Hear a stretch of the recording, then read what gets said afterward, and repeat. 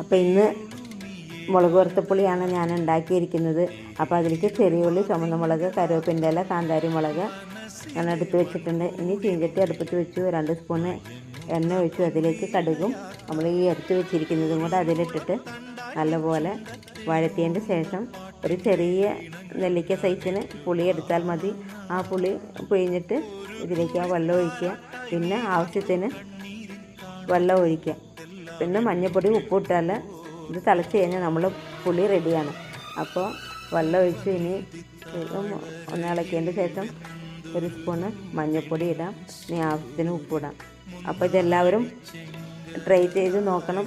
ഇതിൻ്റെ കൂടെ ഇനി ഉണക്ക മീൻ വറുത്തതോ പിന്നെ മുട്ട ഫ്രൈ ചെയ്തതോ ഏത് വേണമെങ്കിലും ഇതിൻ്റെ കൂടെ കൂട്ടി കഴിച്ചാൽ നമ്മളെ ചോറിൻ്റെ പാത്രം കാലിയാവുന്നത് തന്നെ അറിയില്ല. അപ്പോൾ ഇതിനി തിളച്ച് വന്നു. ഇത് സ്റ്റവ് ഓഫ് ചെയ്യേ വേണ്ടുള്ളൂ. പാത്രത്തിലേക്ക് നമ്മൾക്ക് മാറ്റാം. ചുടുക്കനെ ചോറും പുളിയും മീൻ വറുത്തതും കൂടെ കഴിക്കാം. അപ്പോൾ ട്രൈ ചെയ്ത് നോക്കുക എല്ലാവരും. ഇഷ്ടമായ ലൈക്ക്, കമൻറ്റ്, ഷെയർ ചെയ്യുക. സബ്സ്ക്രൈബ് ചെയ്യാൻ മറക്കരുത്. അടുത്ത വീഡിയോയിൽ കാണാം. Thank you.